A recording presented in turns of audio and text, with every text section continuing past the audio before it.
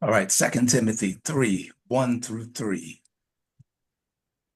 This know also, that in the last days perilous times shall come.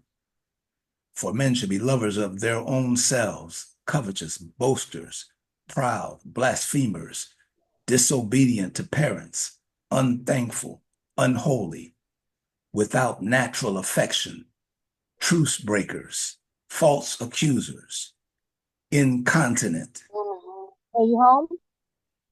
Can you come outside? You don't need any bags. Incontinent. That means you don't have any self-control. Fierce, despisers of those that are good, traitors, heady, high-minded, lovers of pleasures more than lovers of God, having a form of godliness, but denying the power thereof. From such turn away. And then verse 7, ever learning and never able to come to the knowledge of the truth. Remember that. Remember those people that we talked about. They go to every early morning church service on Sabbath. They go to Sabbath school. They go to 11 o'clock service. They go to a service during the week. They go to Wednesday night prayer meeting. They go to Friday night vespers. And they're still never able to come to a knowledge of the truth that we must be sealed before the shaking. We must be sealed before persecution breaks out. And then Luke 21:28. And when these things begin to come to pass, then look up and lift up your heads, for your redemption draweth nigh. Then look up in the original language, according to Strong's Concordance. Then look up actually means then stand up.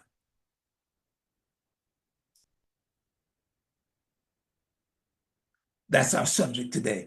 It's time to stand up. In the midst of scams, cons, frauds, and deceptions, it's time to stand up. If you really understand what we're living in right now, the things that are going on, and the people that are asleep, you know they don't know. But if you really get what's happening right now,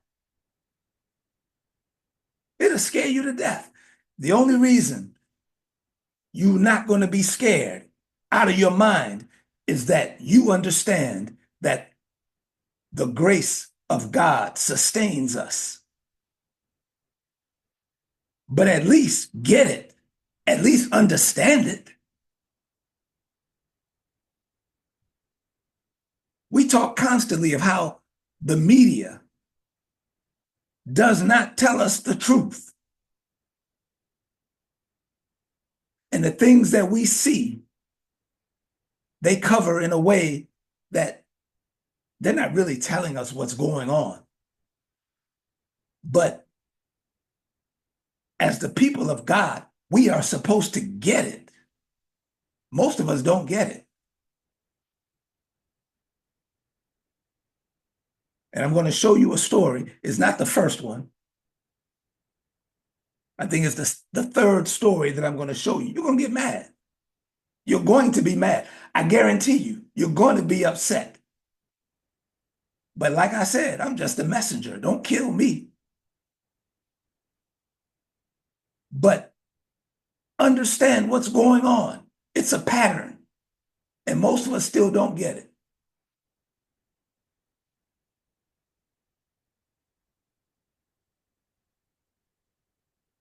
COVID and then covered it up, not in jail. Well, listen to what Dr. Peter Navarro, Trump's top trade expert, had to say about Fauci tricking President Donald Trump. This is a man that actually did go to jail, but let me go ahead and roll this and we will watch it together. Fauci, when he was sitting there, that SOB knew for a fact that that virus came from the Wuhan lab. He knew that because he had funded the gain of function research in that lab, and he had already begun to design a cover-up. And we know that from the emails he sent to a group of researchers, academics, trying to get their support to push that come from nature theory.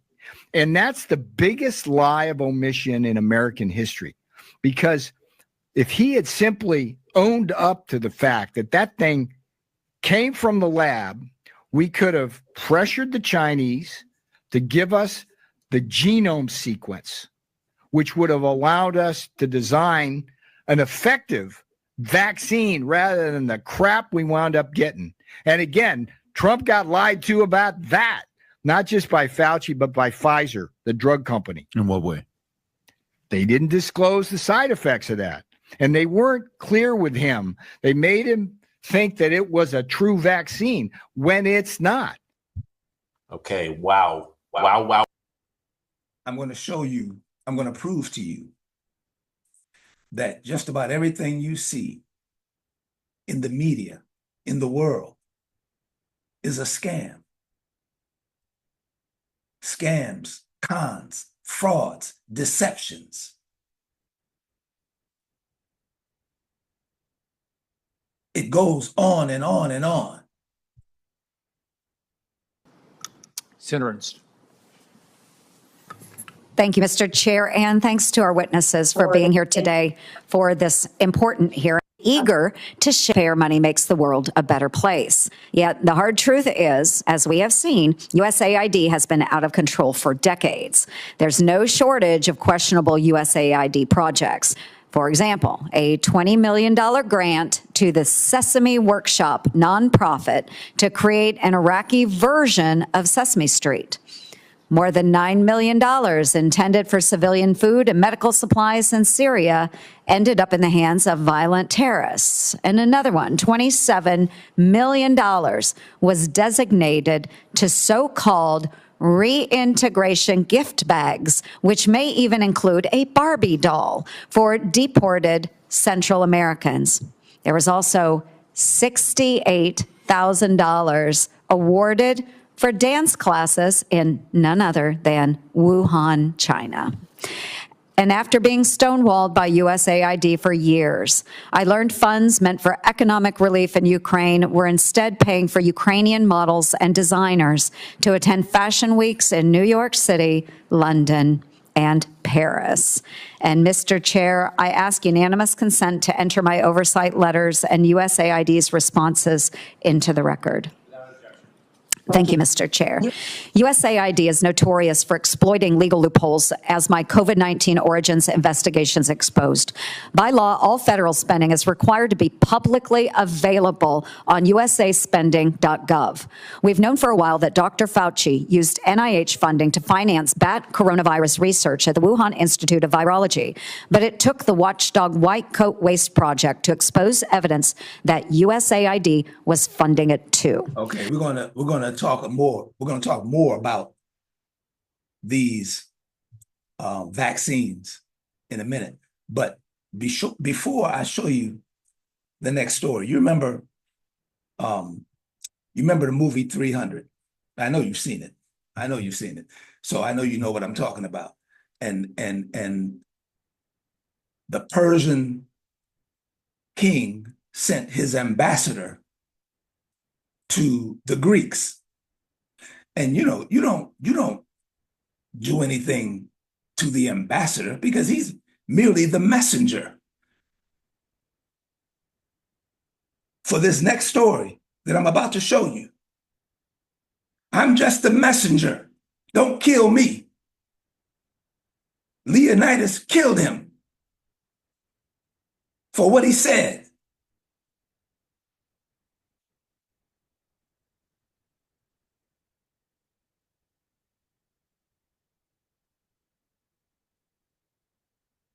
thousands. Stalin killed millions. Mao Zedong killed tens of millions. When they would take over a country, they would take anybody that disagreed with them and they just kill them. Then they take away your freedom of speech, your freedom of religion, because they didn't compete for power. They weren't going to compete with God for power. They take your freedom of religion away, man. Them suckers will take away your freedom to assembly. I mean, they controlled it all. And they were here. And so J. Edgar Hoover was tracking these guys. And he found out that a few of them were in Martin Luther King Jr.'s organization, the SELC, the Southern Christian Leadership Conference. He found out that Stanley Levinson, who was the #1 communist in America and their financier, was tied to the SELC. Matter of fact, Stanley Levinson wrote up the bylaws for it. Bayard Rustin was also, had been tied up to the Communist Party. He was affiliated with King and also helped start the SELC. And then the coup de grace was this guy by the name of Hunter Pitts O'Dell. Jack O'Dell, was he executive director of the SELC, running the whole show in the office every day. Let me set this up for you.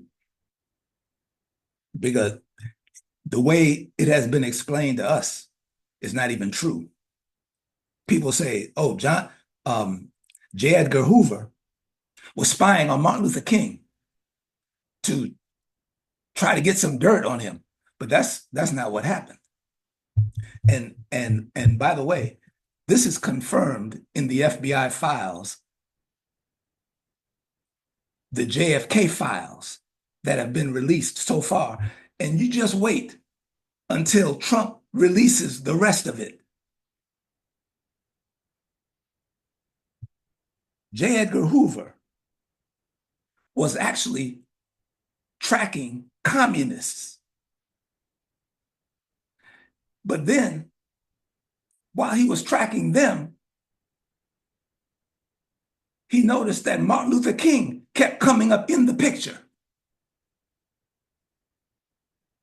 So then he told the president, John F. Kennedy, he said, look, your boy, Martin Luther King, keeps hanging around these communist people. You got to tell him to leave them alone.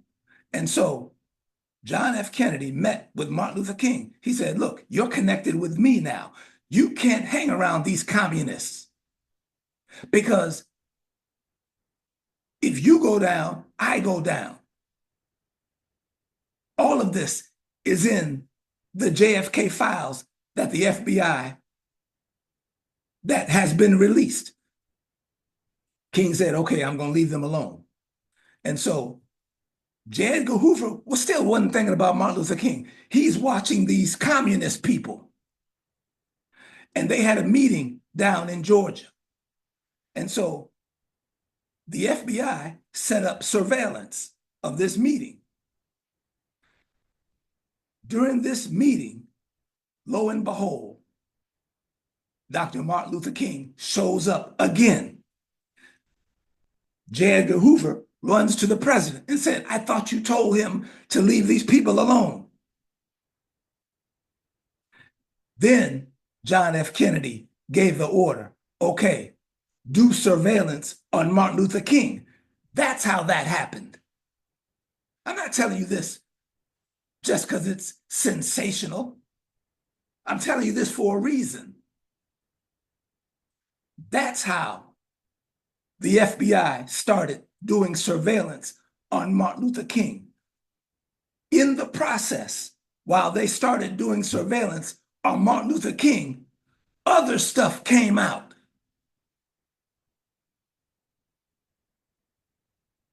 And now I'm going to let you listen to the rest of this.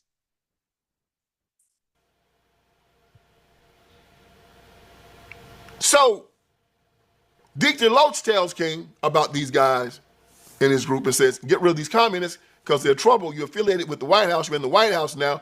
You can't be affiliated with these guys. Get rid of them. King didn't do it. Bobby Kennedy, who was the Attorney General of the United States of America, came up to King and told him the same thing. You got these guys in your organization. Get rid of them. King refused. So this is something extraordinary that happens. John F. Kennedy, the President of the United States of America, when King was visiting in the Oval Office before the March on Washington, asked King to come to the Rose Garden with him because he thought the Oval Office might be bugged. And Kennedy shared top secret information with a civilian. You're never supposed to do that. But this is how much they wanted Martin Luther King Jr. to succeed. And this is how much they've worried about these communists in his organization. So Kennedy takes King into the Rose Garden, and he uses lawyer government speech. He didn't want to tell him you're under surveillance, because that would have been against the law. He's not supposed to tell King he was under surveillance. He told King, I know that you know that you're under surveillance.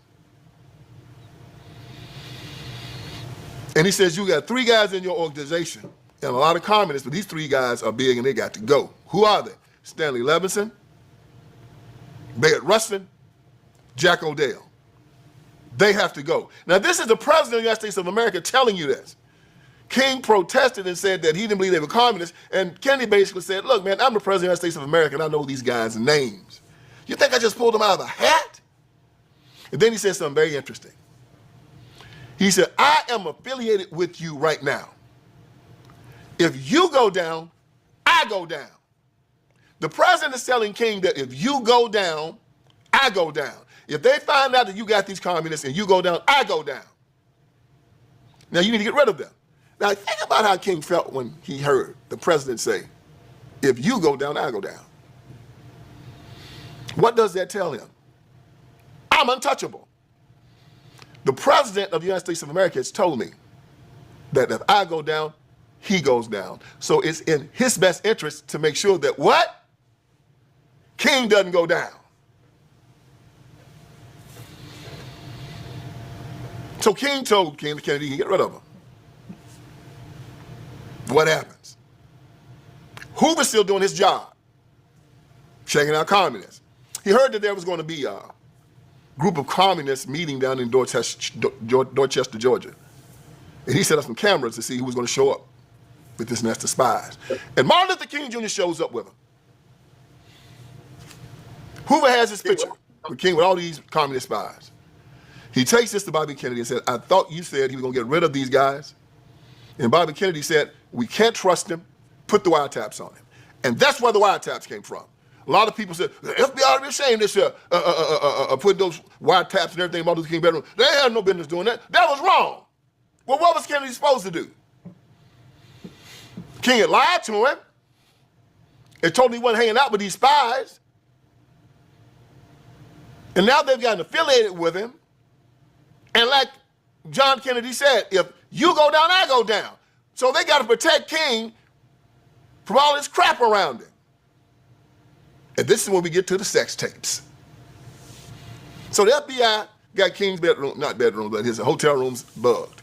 And my. Martin Luther King Jr. is worse than Rasputin, worse than Hugh Hefner, just a crazy man. Everywhere he go, he got to have orgies. He had a group of preachers going around with him and a bunch of women, and they get together in hotel rooms, and they just go crazy. Having sex, drinking, and doing all kinds of stuff. Prostitutes, everything, you name it. Like I said, did it freak off?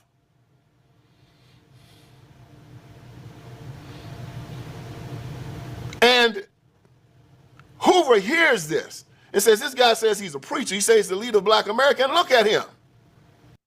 It's a horrible individual. God, man, this is terrible. So what happens? The government continues to protect King.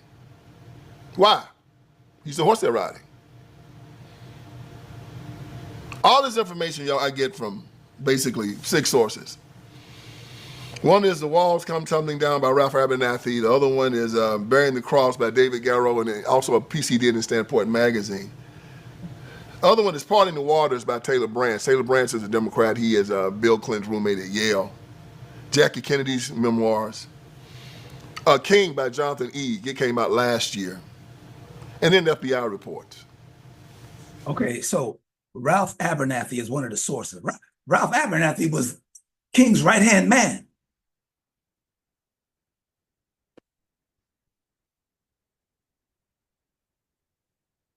But the government protected King. They didn't want King to go down. Why was that?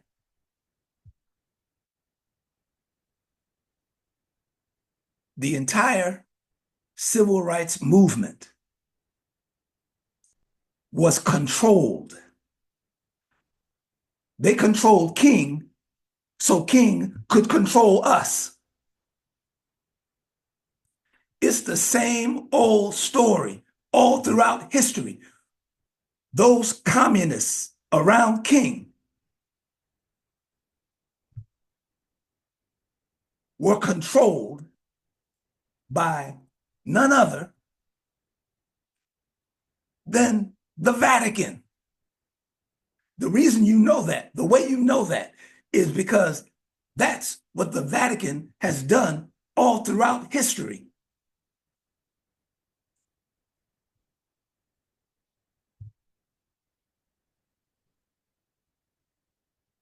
I don't have time to go into this, but yeah, give the black folks civil rights, but that way we can still control them. And God allowed it to happen because, for one thing, we got civil rights. It's not that he supported the things that they were doing or King's lifestyle, but it gave us civil rights. Look at Trump.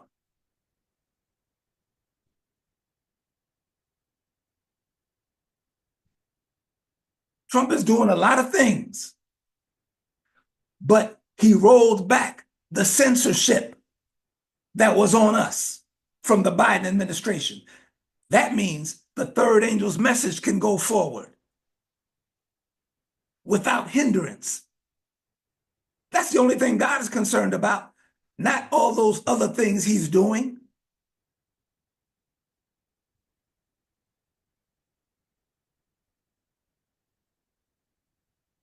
So when we look at current events, we must be able to interpret what's really going on. But isn't it strange how whenever you get a black person that we just admire, that we look up to, they're always involved in the same thing.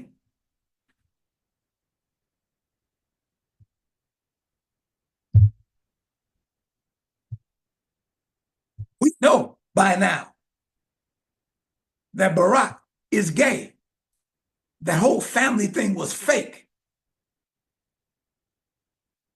Even, and I'm not even going to show you, I'm not even going to bother bringing that stuff on here.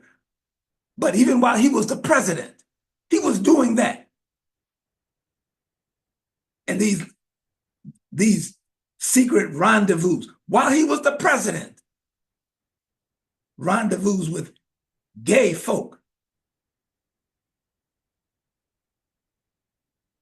I'm not getting into all that. I have a lot of things I can say about that, but I'm not getting into that because the point is that we must be able to interpret the things that we're looking at. And I'm not even going to touch LeBron. I'm not going there. It's the same story. But at least,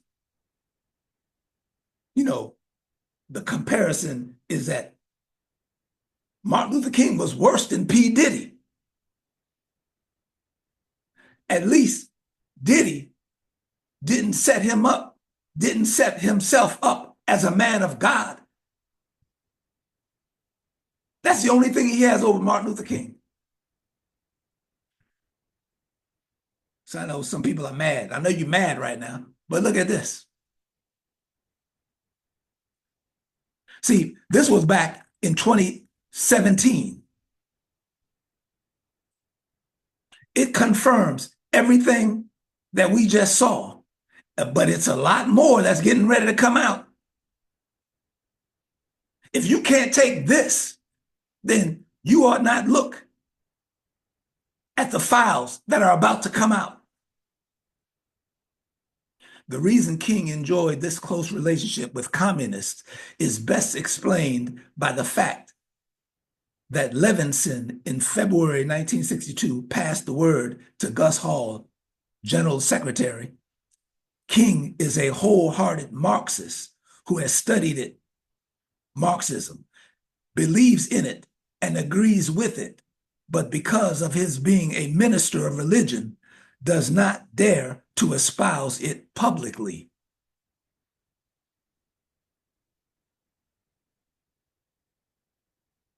So not only is he a Marxist, but he's carrying on like a heathen, gay, homosexual behavior in orgies everywhere he went. The FBI files confirm it, and other sources confirm it. But he led the march to give us civil rights. So God allowed it to happen.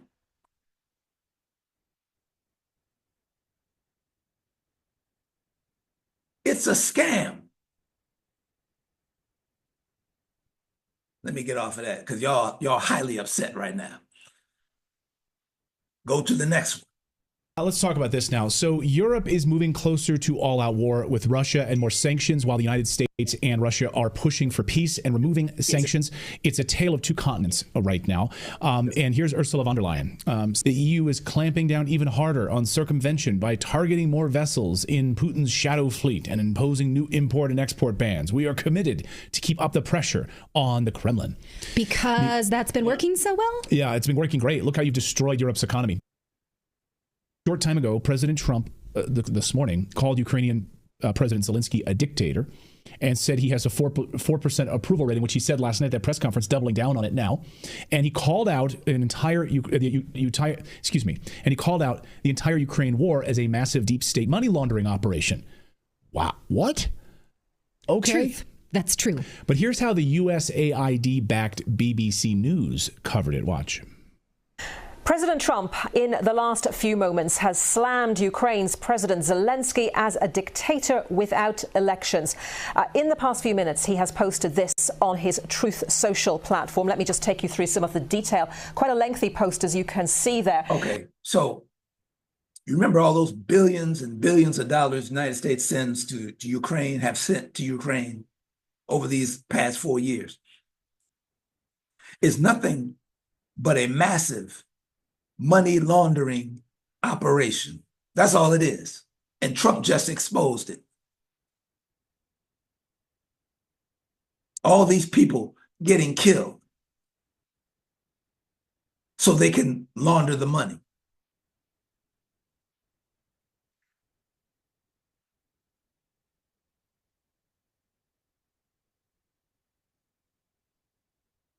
Fraud costs the global economy over $5 trillion every year. And that was in 2019. $5 trillion every single year is more than that now, because that was 2019.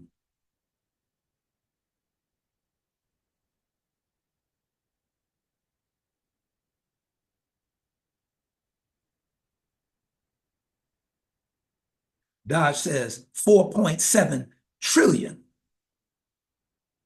in Treasury payments are missing identification codes. That means not only is the money gone, but you cannot trace it.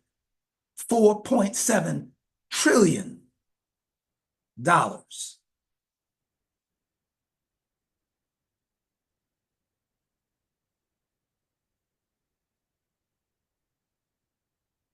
And this is Project 2025.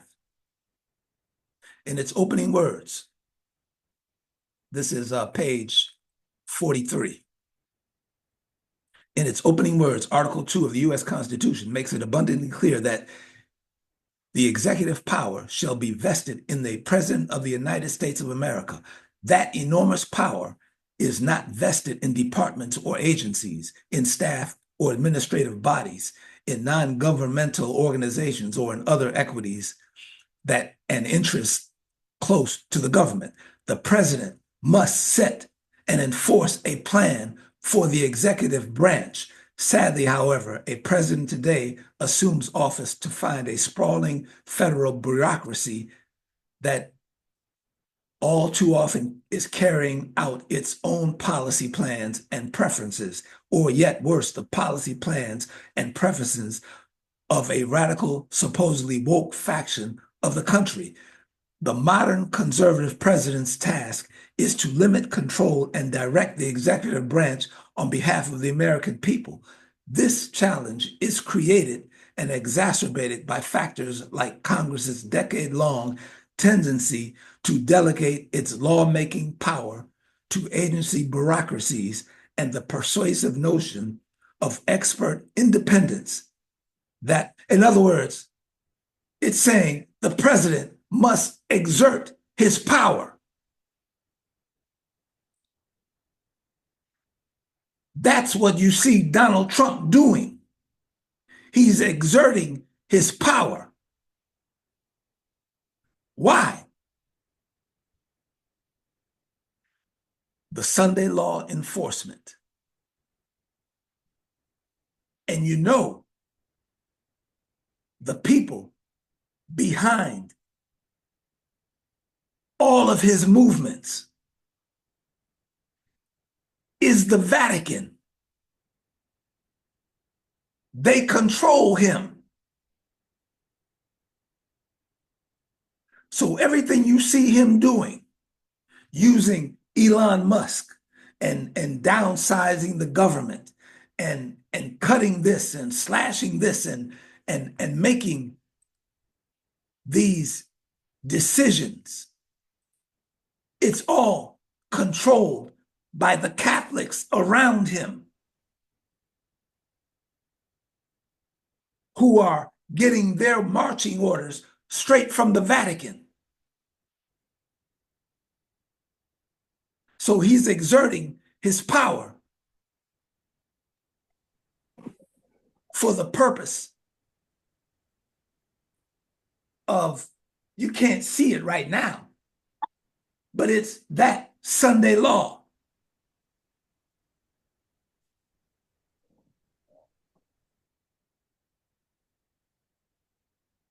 Now watch this next story of when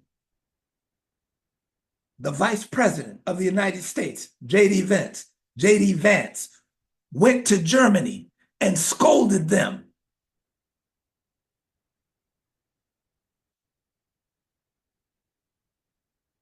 Hey guys, today was supposed to be my off day, but what is happening in the world is just groundbreaking. I told you here in America, the world has just changed. And now J.D. Vance, 200 meters of an abortion facility. He was sentenced to pay thousands of pounds in legal costs to the prosecution. he was just standing there, not hurting anyone, not even praying out loud. He was crazy. And it's not all. Listen to what JD is saying here about Scotland. Now, I wish I could say that this was a fluke, a one-off crazy example of a badly written law being enacted against a single person. But no, this last October, just a few months ago, the Scottish government began to strip safe access zones, warning them that even private prayer within their own homes may amount to breaking the law. Did you just hear that? Private prayers in your own home is breaking the law. Where did that come from? We read it in Great Controversy. That's Rome.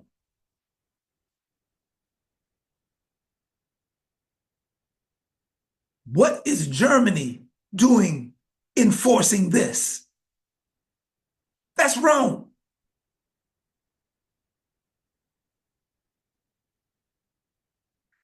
And anyway, the fact that J.D. Vance is saying this in Germany, I thought it was America first. What's he doing there? It's America first. But he's telling the Germans how to run their country.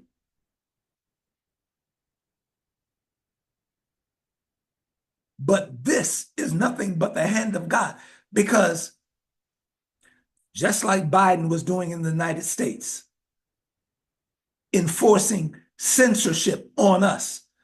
Germany is doing the same thing. But the fact that J.D. Vance is there getting on them about this, there is no doubt that Germany is going to roll back all of this censorship. That is nothing but the power of God, so that the third angel's message may do its work. Because the United States doesn't do this. It's America first, and yet he's there. And then, wait a minute, listen. Naturally, the government urged readers to report any fellow citizens suspected guilty of thought crime. In Britain and across Europe, free speech, I fear, is in retreat. Thought crime. You're going to go to jail for thought crime? That's wrong.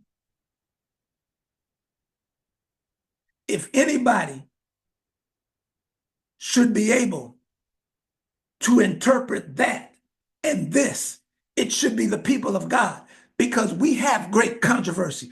We just read it. You can be reported for thought crime and go to the stake for singing a hymn in your own home. You can go to the stake in Rome during the Dark Ages. Thought crime. No doubt, because J.D. Vance came there and said that Germany is going to roll back all this censorship on its citizens according to the providence of God, so that the third angel's message may do its work. And then the Prime Minister of Germany, look at what he... The likes of Elon Musk are getting involved. What are you considering when it comes to dealing with people who are whipping up this kind of behaviour from behind a keyboard and maybe in a different country? Being a keyboard warrior. Times must we suffer these appalling setbacks before we change course and take our shared civilization in a new direction. No voter on this continent.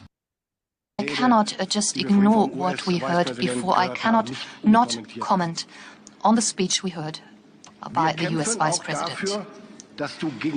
We fight for your right to be against us. That is the motto, one of the mottos of the Bundeswehr, and it stands for our democracy. This democracy that was just called into question by the US Vice President, and not just the German democracy, but Europe as a whole. He spoke of the annulment of democracy, and if I understood him correctly, with the condition that prevails in some authoritarian regimes. Ladies and gentlemen, this is not acceptable.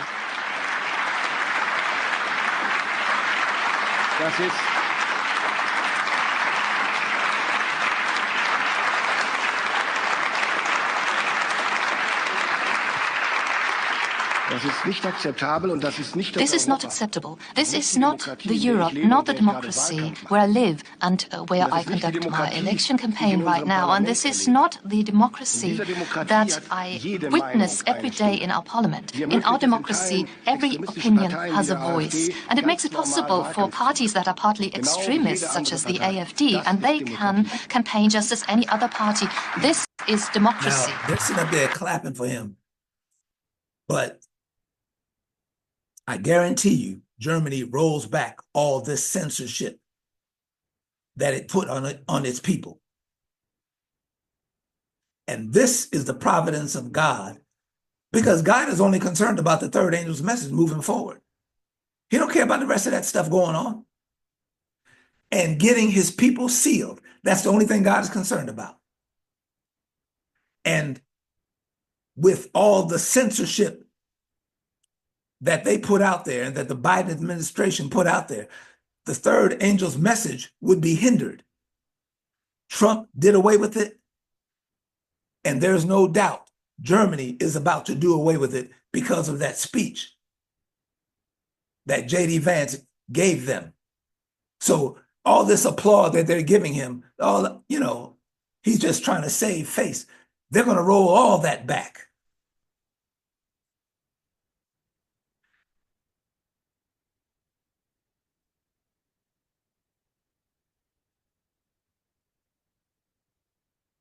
The Sunday movement is now making its way in darkness. The leaders are concealing the true issue. And many who unite in the movement do not themselves see whither the undercurrent is tending. They are working in blindness. They do not see that if a Protestant government sacrifices the principles that have made them a free, independent nation, and through legislation brings into the Constitution principles that will propagate papal falsehood and papal delusion, they are plunging into the Roman horrors of the Dark Ages. It's time to stand up for the people of God. When you see these things begin to come to pass, then stand up. That's not look up, it's stand up. Lift up your heads, for your redemption draweth nigh.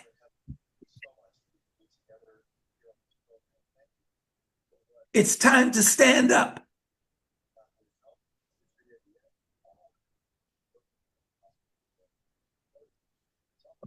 A young man was sitting in class, minding his business, and another boy came into the room and approached him and said, "We have to have a fight." And the boy sitting down said, "I don't want to fight you." He said, "No, we have to fight. Because of what you did, we have to fight." And the boy sitting down said, "I don't want to fight you." He said, "This is your last warning. Get up and fight." And the boy sitting down said, "I don't want to fight you." And so the boy standing up proceeded to punish him. He beat him up bad because the boy sitting down refused to stand up and fight. The people of God are in a position that we must stand up and fight. Because if you don't stand up, you're going to be swept away in all the foolishness. And when these things begin to come to pass, then stand up. Lift up your heads, for your redemption draweth nigh. We're in the middle of scams, cons, frauds, and deception. We must take our stand.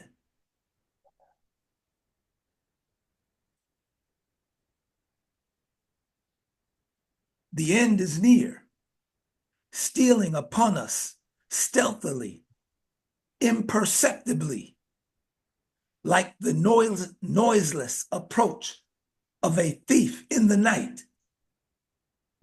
May the Lord grant that we shall no longer sleep as others do, but that we shall watch and be sober.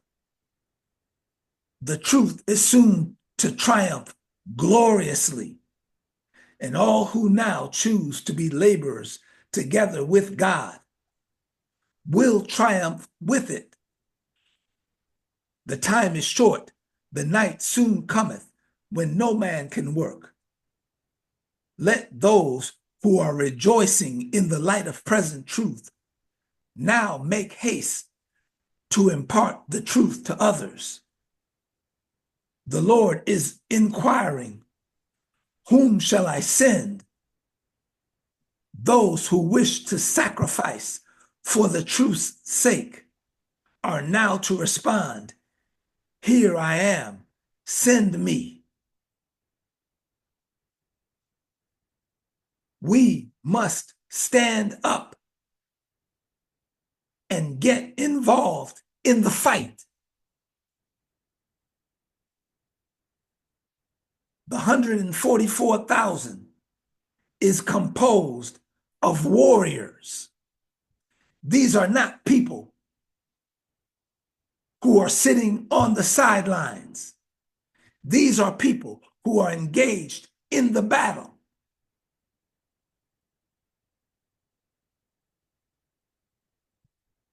Everyone must be engaged in the fight. So, whatever your ministry is, and if you're already engaged in ministry, take it up another notch.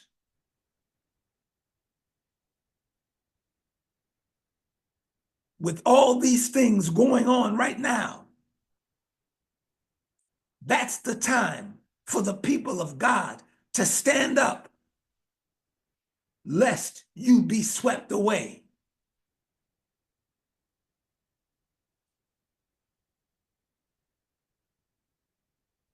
There are many who are at ease, who are, as it were, asleep.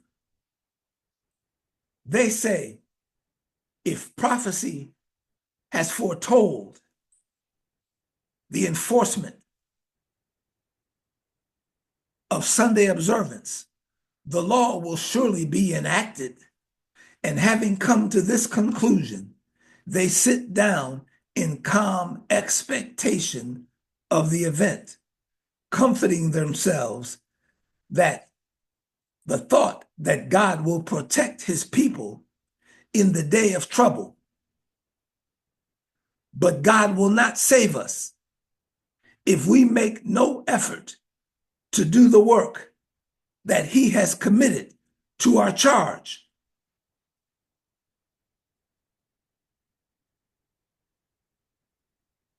If you are not engaged in the work, you're going to be lost.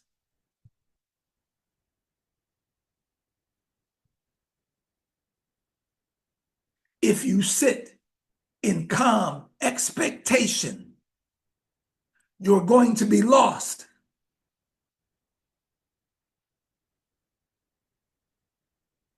It's time to stand up and fight. And you don't have to get out in front of hundreds and thousands of people. You can get involved in the fight by fasting and prayer in your own house. But you got to be doing something.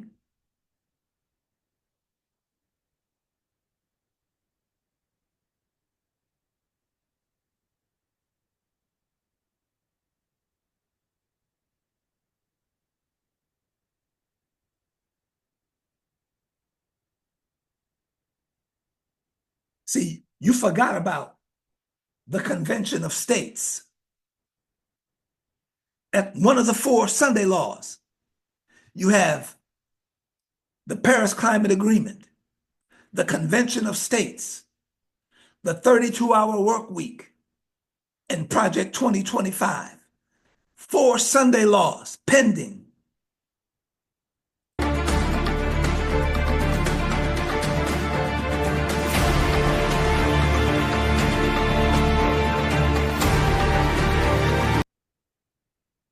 have former U.S. Senator Rick Santorum on the ground.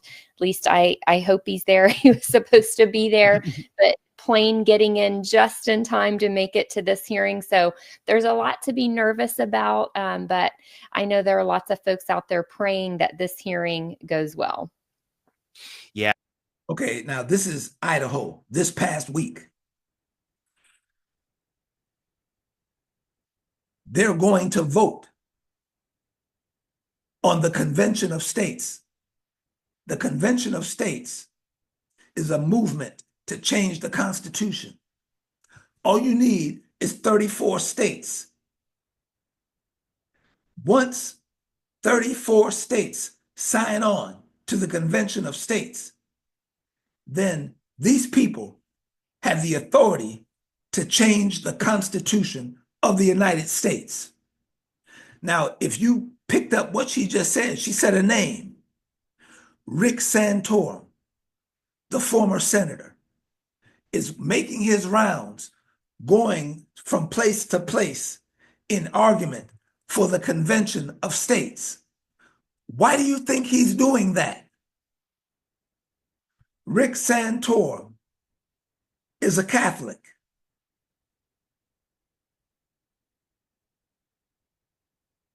He's not doing that for nothing.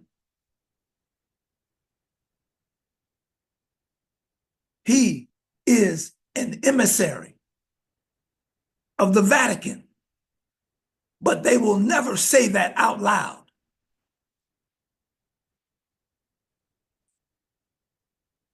No doubt he's getting paid, but he understands what's going on. The Sunday law is moving in darkness. And these people who vote for the Convention of States, they have no idea where this is going.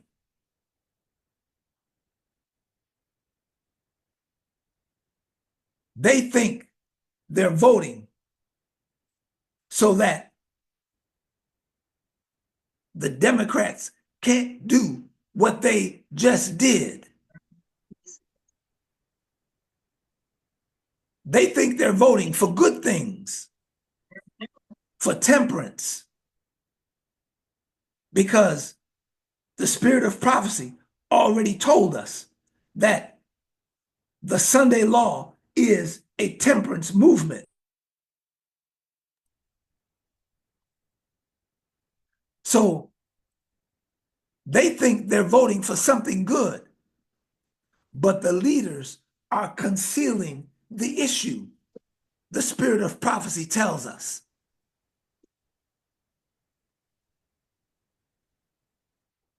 And it's all about the enforcement of the Sunday law. And they won't realize it until it's too late.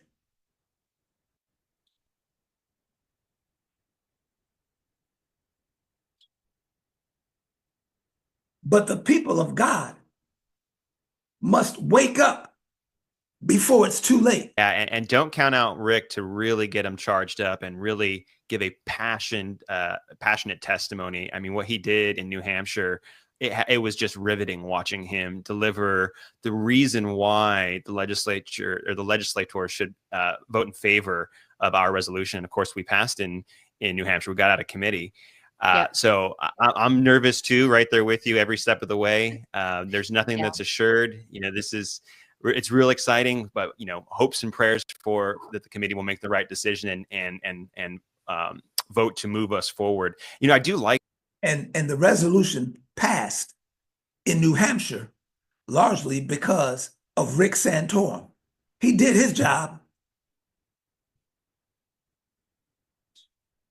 But the people don't know that the real purpose behind the Convention of States is the Sunday law enforcement. Something almost nobody is talking about. And right now, there are 26 states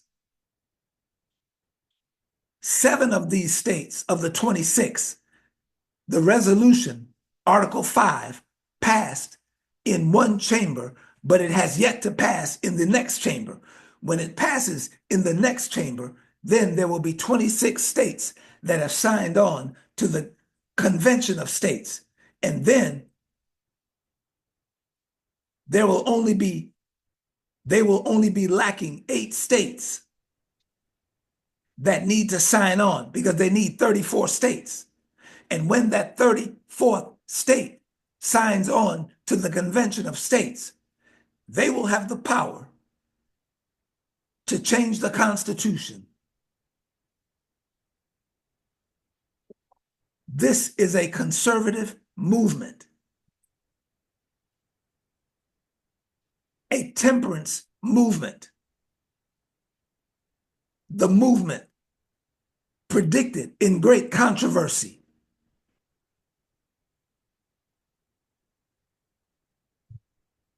The people of God cannot afford to be asleep at a time like this. We are supposed to be waking up and getting ready.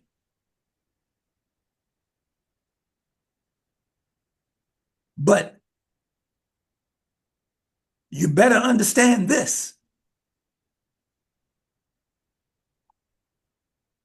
Just as soon as God's people are sealed and prepared for the shaking, it will come. You notice, just as soon as God's people are sealed and prepared for the persecution, because that's what it is. So not only must we get sealed, we must get prepared for the persecution. Because that's what the Sunday law is. It is the shaking, when the people of God will be shaken out of the church by the persecution. Then it will come.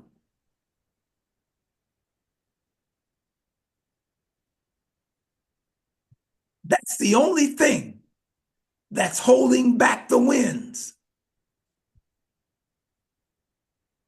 is that God is waiting for us to get in the right relationship with Him, being settled into the truth. That's the only thing holding back the winds. So if you're not,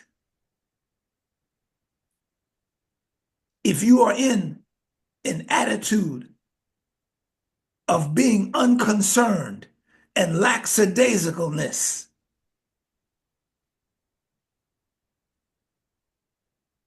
you are in the greatest danger, because God is not going to hold back the winds for people like that. If you're unconcerned, He doesn't hold back the winds for people like that. He holds back the winds for people who are trying to get themselves right, who are cleansing themselves from all filthiness of the flesh and spirit. God holds back the winds for people like that.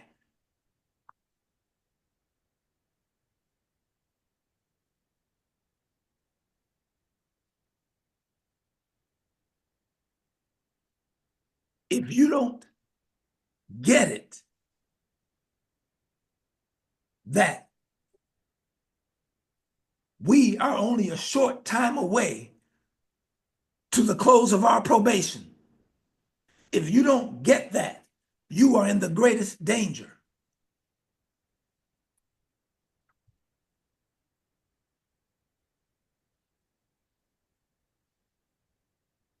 And don't understand that the people of God must be sealed before the shaking.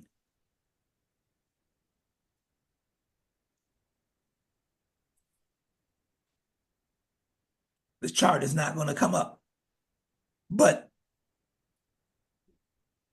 we are only a short time away to the close of our probation. And God is not going to hold back the winds for you if you don't get it.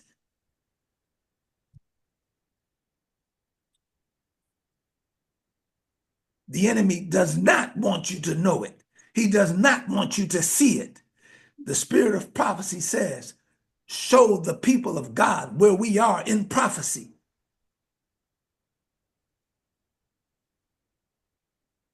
And now the chart is not coming up.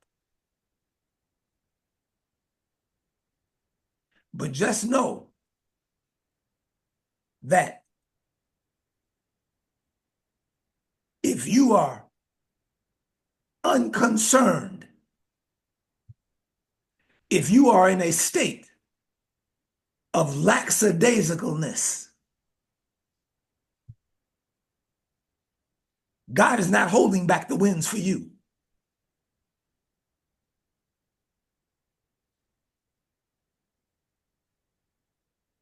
Okay, we got this one. Many shall be purified and made white and tried. Many shall be purified and made white. That's happening right now.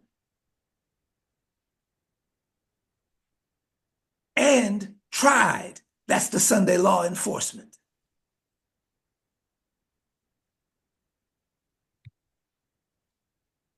That's the shaking. That's our persecution. And tried.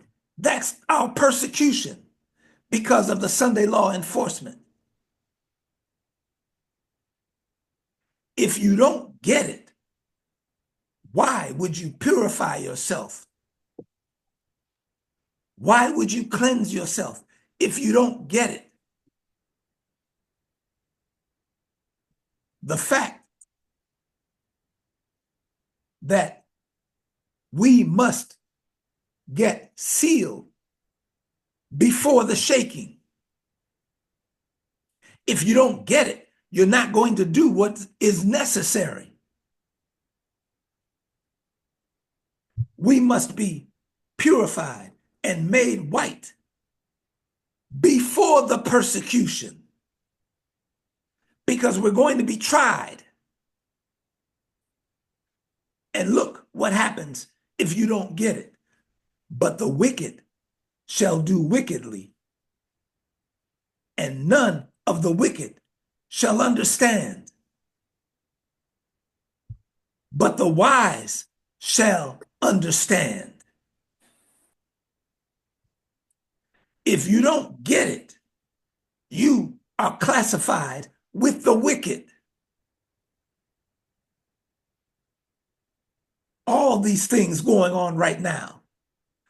Your response must be, I'm going to take my stand.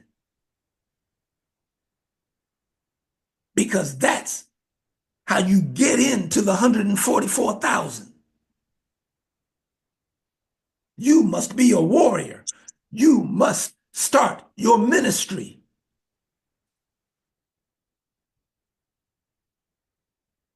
That's your response to all the things that are going on in the world right now.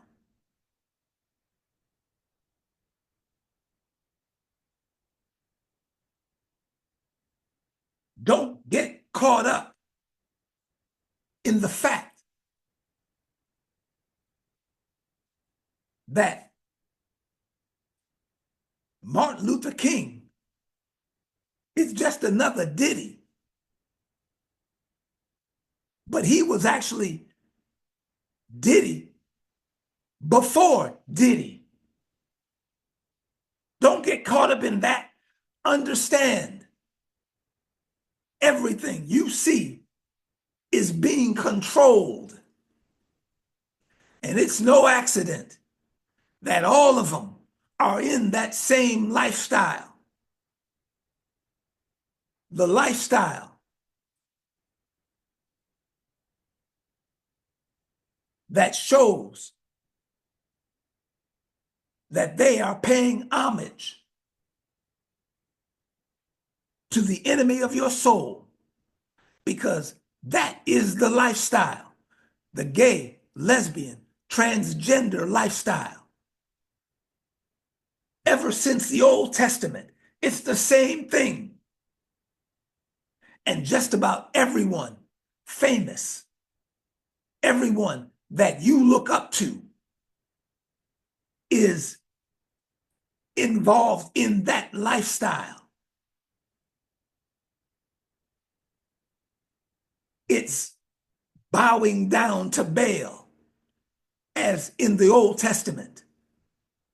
You had to bow down to Baal in order to maintain, to get and to maintain your status as the rich and the famous. You must bow down to Baal.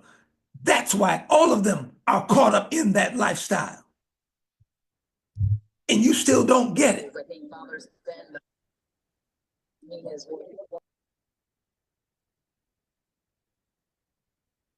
So don't get mad that we talked about Dr. Martin Luther King. He was one of them. He was not who you thought he was. He's just one of them. And you can look it up.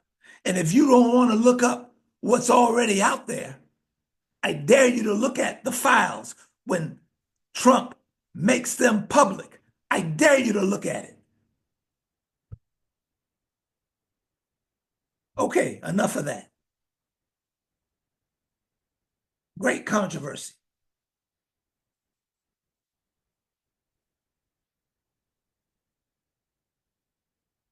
And we're in the chapter, Liberty of Conscience Threatened. Chapter 35.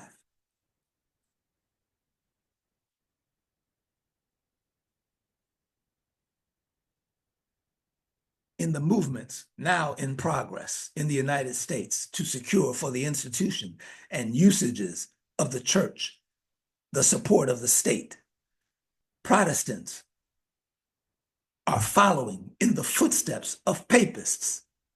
Nay, more, they are opening the door for the papacy to regain in Protestant America the supremacy which she has lost in the old world.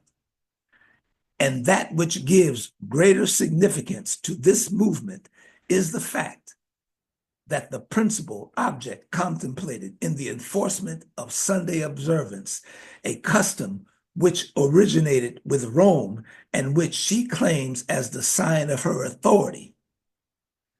It is the spirit of the papacy, the spirit of conformity to worldly customs, the veneration for human traditions above the commandments of God that is permeating the Protestant churches and leading them on to do the same work of Sunday exaltation which the papacy has done before them. If the reader would understand the agencies to be employed in the soon coming contest, he has but to trace the record of the means which Rome employed for the same object in ages past. If he would know how papists and Protestants united will deal with those who reject their dogmas, let him see the spirit which Rome manifested toward the Sabbath and its defenders. Talking about thought crime. That's what they did in the Dark Ages. Thought crime. You could be reported for thought crime,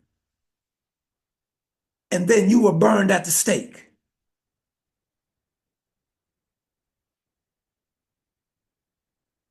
They're actually doing that in Germany, not being burned at the stake, but thought crime. And then there's a story, if we have a time to get to it.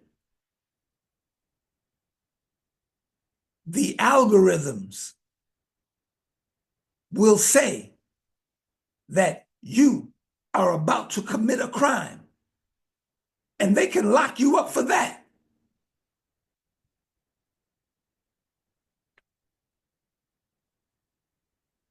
Royal edicts, general councils, and church ordinances sustained by secular power were the steps by which pagan festivals attained its position of honor in the Christian church.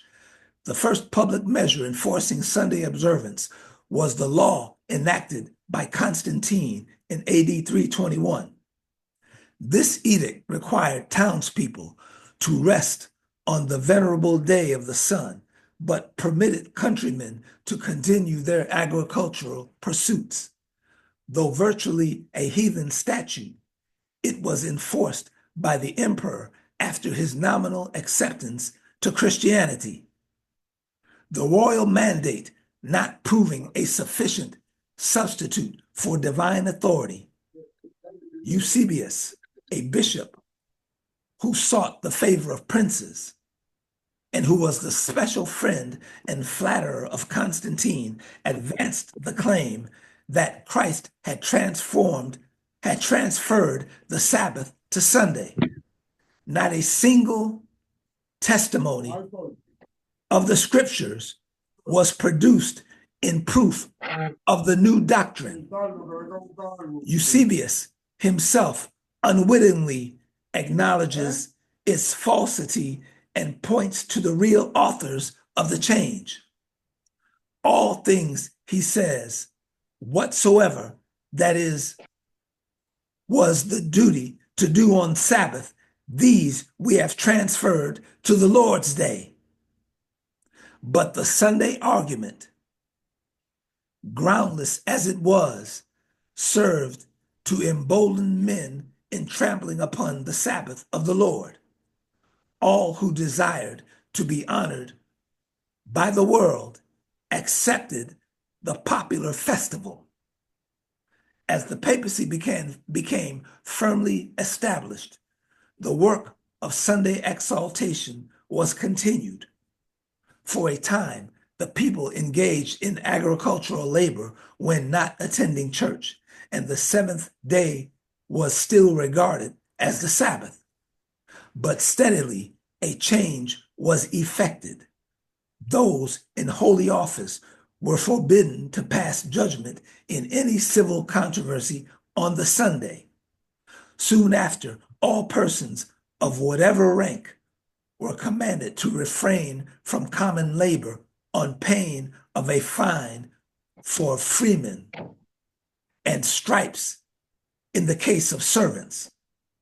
Later, it was decreed that rich men should be punished with the loss of half their estates. And finally, that if still obstinate, they should be made slaves. The lower classes were to suffer perpetual banishment.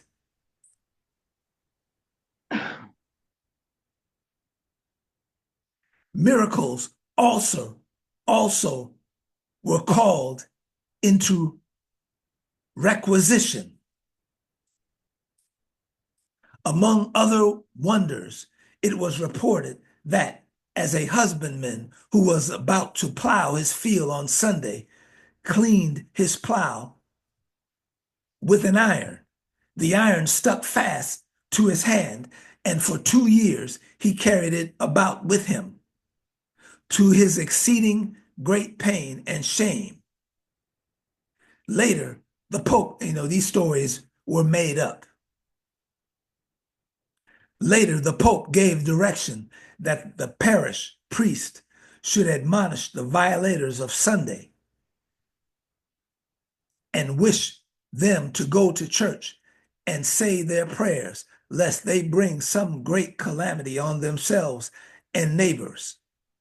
An ecclesiastical council brought forward the argument, since so widely employed even by Protestants, that because persons had been struck by lightning while laboring on Sunday, it must be the Sabbath.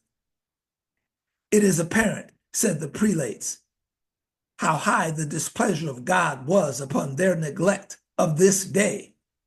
An appeal was then made that priests and ministers, kings and princes, and all faithful people use their utmost endeavors and care that the day be restored to its honor and for the credit of Christianity more devoutly observed by the time to come, for the time to come. The decrees and councils proving insufficient, the secular authorities were besought to issue an edict that would strike terror to the hearts of the people and force them to refrain from labor on Sunday. At the synod held in Rome, all previous decisions were reaffirmed with greater force and solemnity. They were also incorporated into the ecclesiastical law and enforced by the civil authorities throughout nearly all Christendom. This last paragraph. Still, the absence of scriptural authority for Sunday keeping occasions no little embarrassment. The people questioned the right of their leaders, of their teachers, to set aside the positive declaration of Jehovah. The seventh day is the Sabbath of the Lord thy God, in order to honor the day of the sun. To supply the lack of the Bible testimony, other expedients were necessary. A zealot advocate for Sunday, who about the close of the 12th century visited the churches of England, was resisted by faithful witnesses for the truth. And so fruitless were his efforts that he departed from the country for a season and cast about him for some means to enforce his teachings. When he returned, the lack was supplied, and in his after labors, he met with greater success. He brought with him a roll purporting to be from God himself, which contained the needed commandment for Sunday observance, with awful threats to terrify the disobedient. This precious document, as base a counterfeit as the institution it supported, was said to have fallen from heaven and to have been found in Jerusalem upon the altar of Saint Simeon in Golgotha. But in fact, the pontifical palace at Rome was the source whence it proceeded. Frauds and forgeries to advance the power and prosperity of the church have in all ages been esteemed lawful by the papal hierarchy. Scams, cons, frauds, and deceptions. He's talking about this roll fell from the sky, saying that the people should honor Sunday. And the people believed it. The roll just dropped from the sky. That was God's sign to them that they should honor the first day instead of the seventh day. And the people believed it.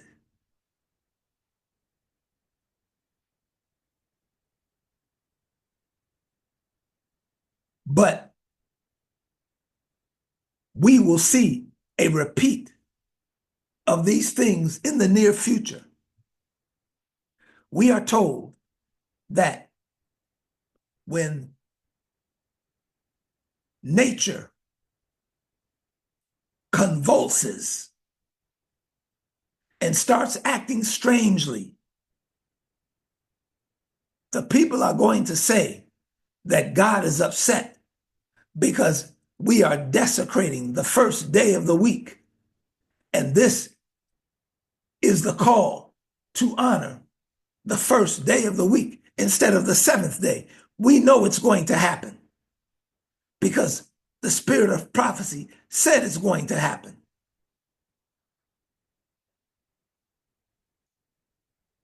And that we must honor Sunday.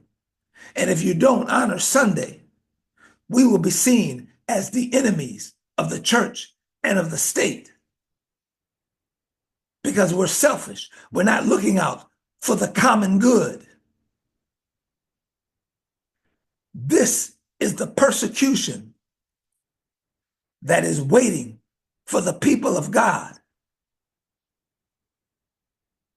We are told that we are to be tried, but first we are to be purified and made white. That's when you get the seal, and then tried. But as long as you get the seal, we don't have to worry about being tried and being persecuted.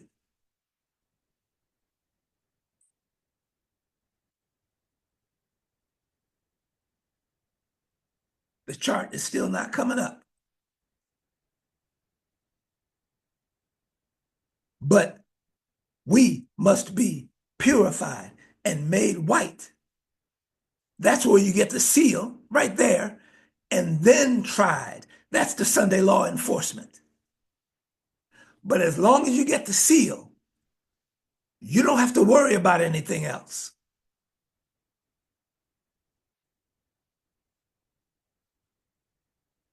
Because persecution, which is the shaking, which is the blowing of the winds, it is surely coming. But we, the people of God, will be settled into the truth before that takes place. And now let's go to our current events.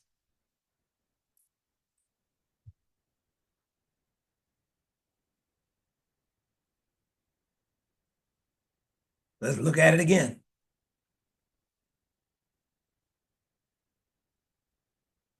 We wound up getting. And again, Trump Pfizer, the drug company. In what way? They didn't disclose the side effects of that. And they weren't clear with him. He knew that. Fauci, when he was sitting there, that SOB knew for a fact that that virus came from the Wuhan lab. He knew that because he had funded the gain of function research in that lab, and he had already begun to design a cover-up.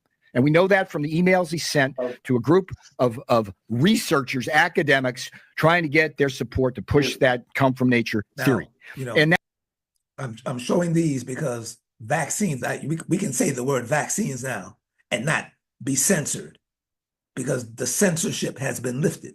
So we have a few other stories about vaccines because they're still trying to push vaccines on us. Despite all that we have been through, despite all the data, they're still pushing vaccines, hoping that you will commit suicide by taking it.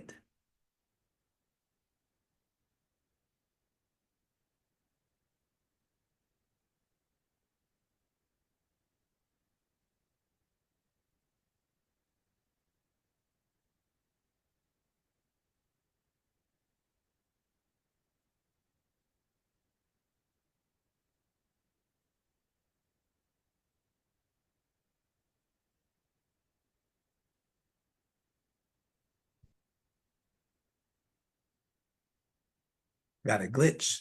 We have a glitch with the internet.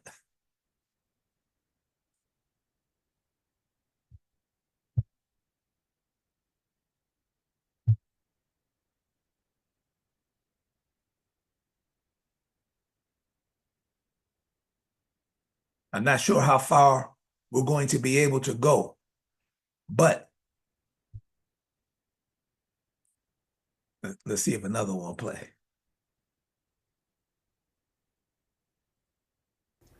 Breaking news tonight, the new twist in the Menendez brothers' bid for freedom. LA's district attorney saying he opposes a new trial for Eric and Lyle Menendez. The brothers serving a life sentence for the murders of their parents, speaking out from behind bars. We asked the DA what it all means for their future in prison. Plus,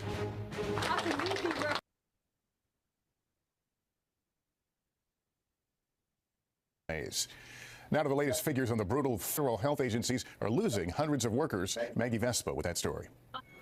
Amid America's monster flu season, tonight new CDC data showing an increasingly deadly toll, with now 19,000 deaths from the flu overall this season and 18 pediatric deaths reported just last week, while test positivity rates were very high flu levels. Definitely the most intense flu season of my career. At Chicago's Rush University Medical Center, Dr. Nicholas Cozy says kids infected with the flu are getting secondary pneumonia infections, a combo typically reserved for older patients. Kids are coming in with difficulty breathing. They're not able to drink. They're not able to eat. It's making their heart rate elevated. 12-year-old Taylor McGinnis flew from New York to Arizona for a soccer tournament only to get sick for a week. I felt like I just was very... Meanwhile, chaos rocking federal health agencies, with the CDC's Wild to Mild campaign promoting flu vaccines appearing to have been wiped from the agency's site. It comes roughly a week after famous vaccine skeptic RFK Jr. was sworn in as Health and Human Services Secretary. HHS now... Do you see how the media still is controlling the narrative? They call RFK Jr. a vaccine skeptic. Like it's something wrong with you if you don't agree with the vaccine that have killed thousands of people. But did you get the first part? 19,000 people have been killed this flu season. What?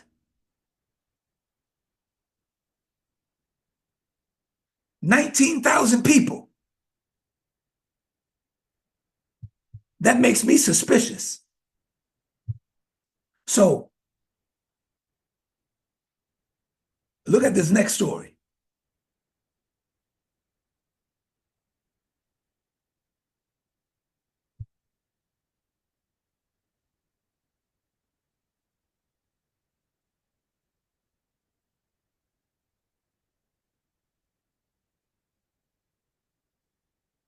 Okay, I'm just gonna have to tell it to you.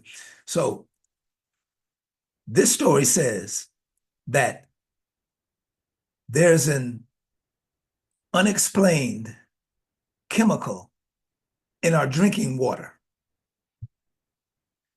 And it was added to the chemicals that they use to purify the water. This chemical was deliberately put in there. And it's harmful to drink. That just makes me suspicious. We have 19,000 people who have died because of the flu this season in the United States.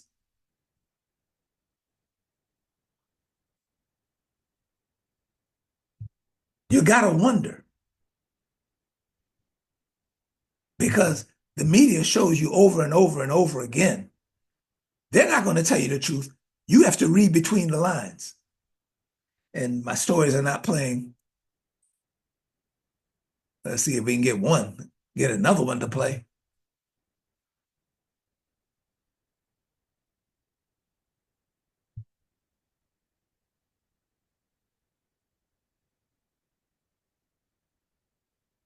All right, well, I really wanted you to see some of these, but questions or comments for today? Because it looks like nothing else is going to play. Questions or comments on anything you have seen today?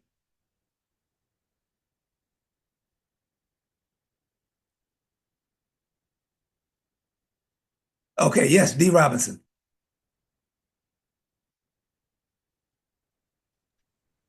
Happy Saturday. Yes, I was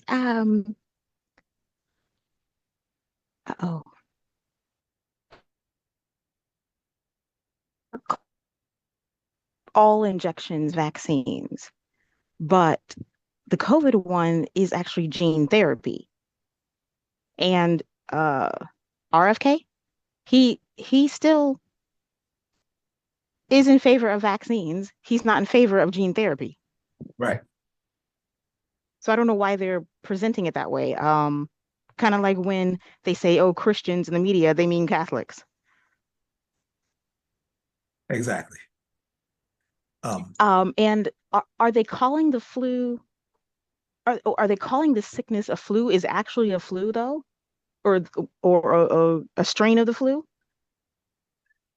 They should say the flu. Because yeah, but 19,000 people didn't die in other flu seasons. Right. This is, I mean, I don't So think we've ever seen this before.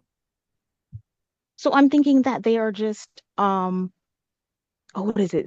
Playing around with the names and definitions and meanings of things. You know, something is going on. I mean, when you look at Right. the way things operate these days, something is going on. And that's why I showed you, well, I didn't show it to you, but because it won't come up, but an unknown chemical is found in the drinking water, in our drinking water. So, and we know they're trying to kill us off. We know that. They're trying to reduce the population of the earth. So it just makes me suspicious. 19,000 people killed because of the flu, a strange, unknown chemical found in the drinking water. We have to be careful. And we can't trust the government. We can't trust the media. The safest thing you can do is to get out of the city, have your own well, and your own garden. I mean, we say that every week. But the main reason for that is to avoid the persecution that's going to take place in the city. If you're in the city and you're trying to keep the seventh-day Sabbath, you're going to have a very hard time. That's why we're told to get out of the city. But it's not only that, like the destruction of the cities. When the Civil War pops off, the cities are going to be in a whole other kind of mess, you know? Exactly. The cities are going to be destroyed. Every city is going to be destroyed. We read in the spirit of prophecy. Every city will be turned upside down. So yeah, that's another reason why we must get out of the cities. But the majority of us in church act like nothing is going on. You know, it's like, oh, just another Sabbath. Happy Sabbath. You know, Yeah. that drives you crazy. Drives you crazy. Thank you, D. Robinson. And Thank you.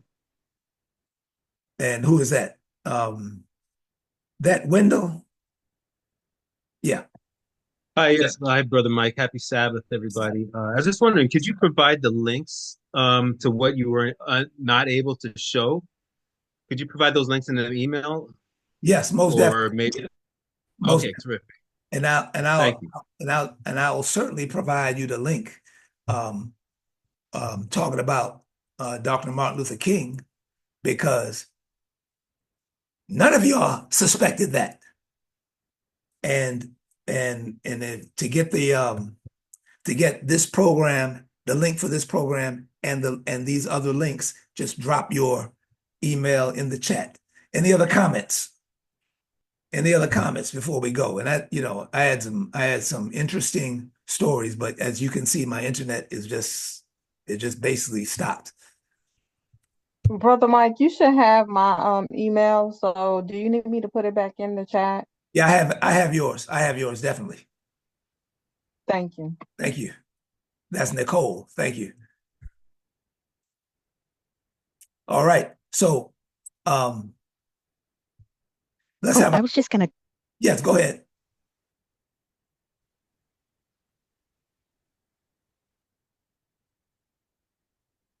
Yeah, go ahead, Donna.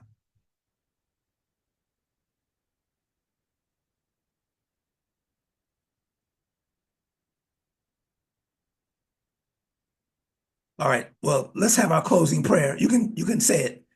You can give it to us after our closing prayer. Father in heaven, we thank you for being with us today. We thank you for helping us to understand the shortness of the hour. Help us to take our stand with the remnant people of God so that we may receive the seal of God. We pray. Thank you for being with us. We pray in Jesus' name. Amen.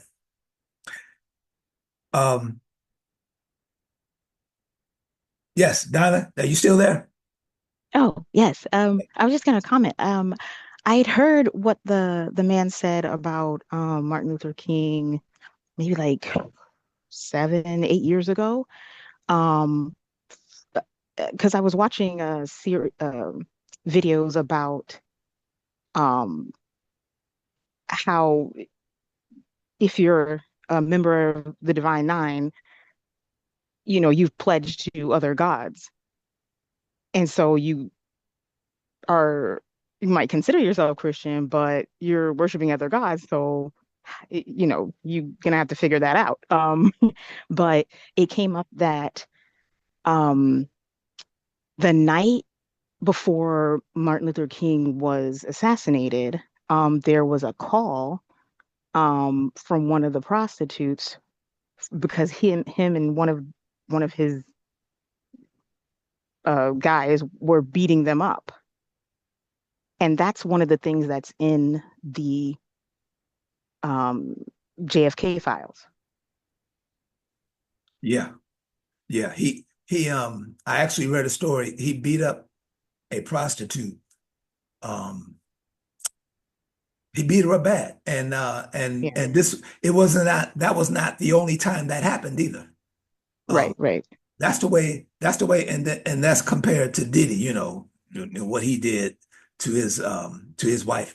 But the similarities are striking. And if you have never read the JFK files that have been released earlier, then this is a shock to you. And let alone what's about to be released. I don't even want to go there.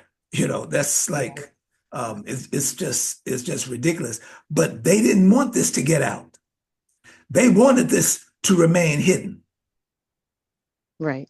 And I believe it's because it's a way that they have controlled us through Martin Luther King. They have controlled the masses of Black folk.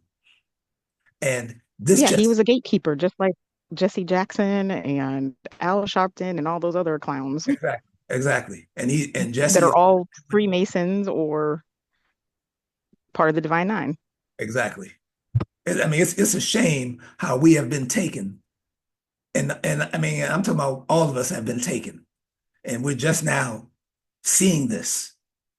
But it just lets us know this is how things operate in this world. And we certainly cannot be connected to any political party, any union, or any secret society, because it will make it difficult to impossible to receive the seal of God. Okay. Thank you, everyone. And we will end it there.